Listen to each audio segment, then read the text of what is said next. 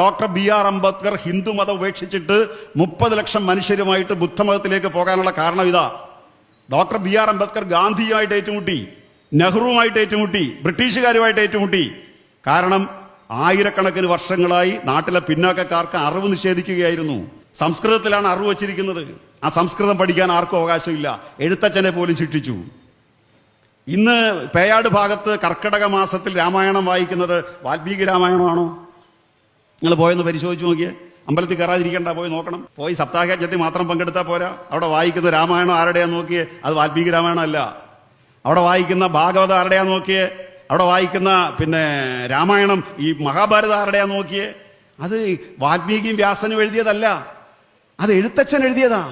ആ എഴുത്തച്ഛൻ സംസ്കൃതം പഠിക്കാൻ അവകാശമില്ലായിരുന്നു. പഠിക്കാൻ അവകാശമില്ലാത്ത എഴുത്തച്ഛൻ പഠിച്ചതിന്റെ പേരിൽ എഴുത്തച്ഛനെ ശിക്ഷിച്ചു. വെറും ശിക്ഷയല്ല കൊടുത്തത്, കാളയ്ക്ക് പകരം കെട്ടി, ചക്കാട്ടാൻ വേണ്ടി കാളയ്ക്ക് പകരം കെട്ടി. പിന്നെ തമിഴ്നാട്ടിലേക്ക് നാട് കടത്തി. ആ എഴുത്തച്ഛൻ അമ്പലത്തിൽ വിശ്വാസം ഉണ്ടായിരുന്ന എഴുത്തച്ഛൻ, ദൈവത്തിൽ വിശ്വാസം ഉണ്ടായിരുന്ന എഴുത്തച്ഛനെ പോലും ശിക്ഷിച്ചു സംസ്കൃതം പഠിച്ചതിന്റെ പേരിൽ. പക്ഷെ അങ്ങേര് കണക്കിന് കൊടുത്തു. എല്ലാ ദൈവങ്ങളെയും വിമർശിക്കാൻ അദ്ദേഹം ഈ അവസരം ഉപയോഗിച്ചു.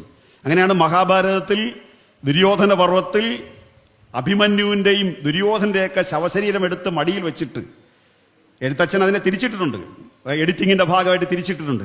അദ്ദേഹം ഏറ്റവും അവസാനമാണ് അഭിമന്യുവിന്റെ ശവശരീരം എടുത്ത് മടിയിൽ വെക്കുന്നത്.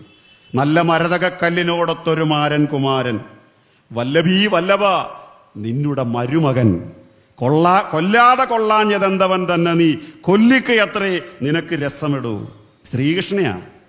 ഈ കൊലപാതകം മുഴുവൻ നടന്ന് 100 കൗരവരുടെ രക്തം കൊണ്ട് ബന്ധിതമായ കുരുക്ഷേത്ര ഭൂമിയിൽ കിടന്ന് ഇതിനെ 100 എണ്ണത്തിനെയും പ്രസവിച്ച് പോറ്റിയ അമ്മയെടുത്ത് അതിന്റെ കൊച്ചുമകനെ എടുത്ത് മടിയിൽ കിടത്തിക്കൊണ്ട് ഇരിക്കുമ്പോഴാണ് കൃഷ്ണൻ അവിടെ വന്ന് ചിരിച്ചുകൊണ്ടിരിക്കുന്നത്.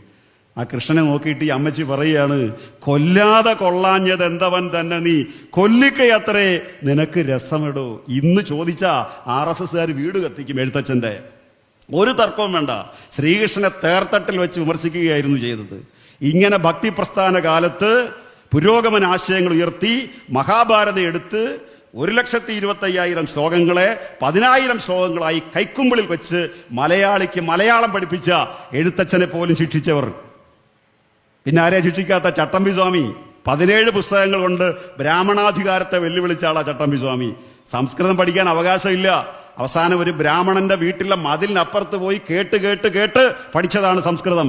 എന്നിട്ടാണ് അദ്ദേഹം കേരളം കേട്ട ഏറ്റവും വലിയ നുണ പൊളിച്ചെഴുതി. എന്താ നുണ? പരശുരാമൻ മഴുവെറിഞ്ഞുണ്ടാക്കിയതാണ് കേരളം. അതിനെ തകർത്തത് ചരിത്രകാരനായ ഒരു മനുഷ്യനല്ല, അതിനെ തകർത്തത് ഒരു സന്യാസിയായിട്ടുള്ള സാക്ഷാൽ ചട്ടമ്പി സ്വാമികളാണ്. വേറൊരു മനുഷ്യൻ ഒരു അക്ഷരവും പഠിച്ചിട്ടില്ല. 8 ഏക്കർ ഭൂമി സ്വന്തമായിട്ടുണ്ടായിരുന്നു. തിരുവിതാംകൂർ രാജാവിന്റെ തലേപ്പലയനാണ് തന്ത. അതുകൊണ്ട് 8 ഏക്കർ ഭൂമിയുണ്ട്. പക്ഷെ അക്ഷരം പഠിച്ചിട്ടില്ല. അയാൾക്കറിയാമായിരുന്നു വിജ്ഞാനമുള്ളവന്റെ കയ്യിലെ അധികാരമുള്ളൂ.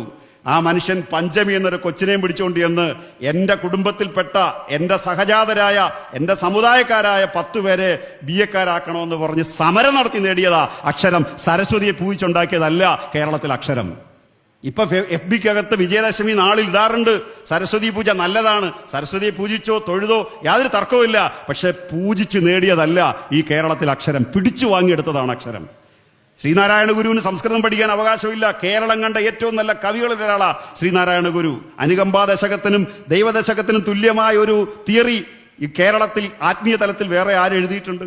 ആ മനുഷ്യന് വിഗ്രഹത്തോട് യാതൊരു താല്പര്യം ഉണ്ടായിട്ടല്ല വിഗ്രഹം സൃഷ്ടിച്ചത്. പിന്നെയോ വിഗ്രഹം സ്ഥാപിക്കാനുള്ള അവകാശത്തെ ചോദ്യം ചെയ്യാൻ വേണ്ടിയാ വിഗ്രഹം സ്ഥാപിച്ചത്. അങ്ങനെയാണ് ശിവപ്രതിഷ്ഠ അവിടെ നടത്തുന്നത്. കുറെ കാലം കഴിഞ്ഞപ്പോൾ അദ്ദേഹം ഒഴിവാക്കി, വിളക്ക് കത്തിക്കാൻ തുടങ്ങി. അപ്പൊ ഇദ്ദേഹത്തെ വിളിച്ചുകൊണ്ടുപോയി പിന്നെ വിളക്ക് കത്തിക്കലാക്കി പരിപാടി. കുറച്ച് കഴിഞ്ഞപ്പോൾ ഇദ്ദേഹം ഒരു കണ്ണാടി സ്ഥാപിച്ചു കൊടുത്തു. കണ്ണാടി സ്ഥാപിച്ചതിന്റെ ആശയം പലർക്കും ഇപ്പോഴും മനസ്സിലായിട്ടില്ല.